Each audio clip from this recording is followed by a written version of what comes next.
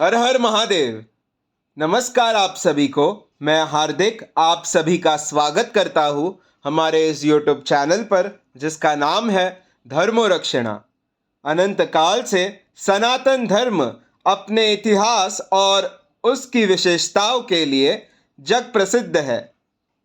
हम आपके लिए सनातन धर्म से जुड़े साहित्य, विज्ञान, देवी देवताओं के महात्म्य और अन्य शास्त्र जो हमारे ऋषि मुनियों द्वारा रचित अथवा लिखित है, उन सभी की जानकारी आपके लिए यहाँ प्रस्तुत करेंगे।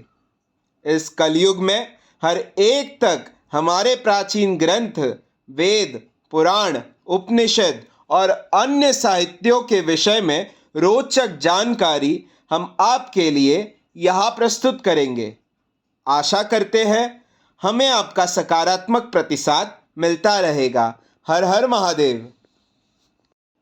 श्री रुद्र संहिता द्वितीय खंड 7वां अध्याय, संध्या की आत्मा आहुति।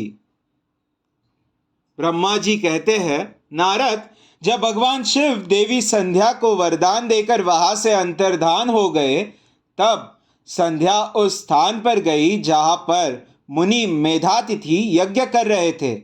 उन्होंने अपने हृदय में तेजस्वी ब्रह्मचारी वशिष्ठ जी का स्मरण किया तथा उन्हीं को पति रूप में पाने की इच्छा लेकर संध्या महायज्ञ की प्रज्वलित अग्नि में कूद गई। अग्नि में उसका शरीर जलकर सूर्यमंडल में प्रवेश कर गया। तब सूर्य ने पितरों और देवताओं की तृप्ति के लिए उसे 2 भागों में बांटकर रथ में स्थापित कर दिया। उसके शरीर का ऊपरी भाग प्रातः संध्या हुआ और शेष भाग सायं संध्या हुआ। सायं संध्या से पितरों को संतुष्टि मिलती है। सूर्योदय से पूर्व जब आकाश में लाली छाई होती है अर्थात अरुणोदय होता है, उस समय देवताओं का पूजन करें। जिस समय लाल कमल के समान सूर्य अस्त होता है अर्थात डूबता है, उस समय पितरों का पूजन करना चाहिए।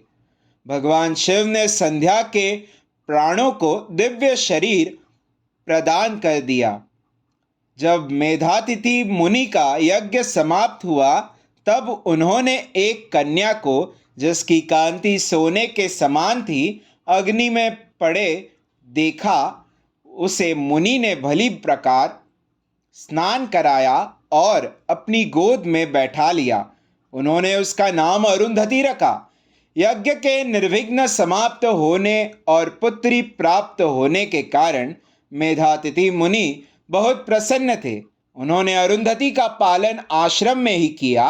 वह धीरे धीरे उसी चंद्रभागा नदी के तट पर रहते हुए बड़ी होने लगी। जब वह विवाह योग्य हुई तो हम त्रिदेव ब्रह्मा, विष्णु और महेश ने मेधा मुनि से बात कर उसका विवाह मुनि वशिष्ठ से करा दिया।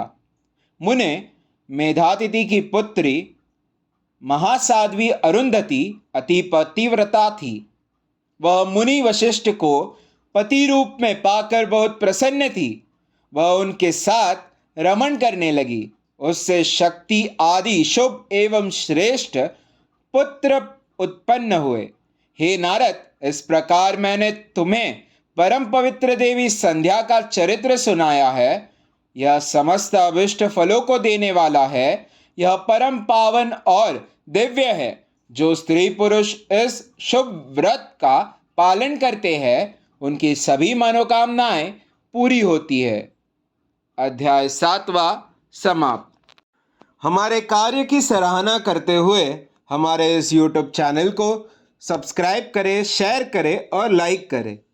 हमारे कार्य मानव जाति के हित हेतु अधिकांश मानव जाति तक पहुंचाने के लिए हमारी सहायता करें।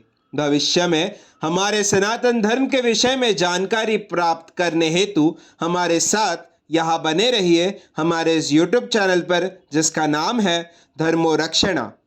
धर्मो रक्षति रक्षितः। हर हर महादेव।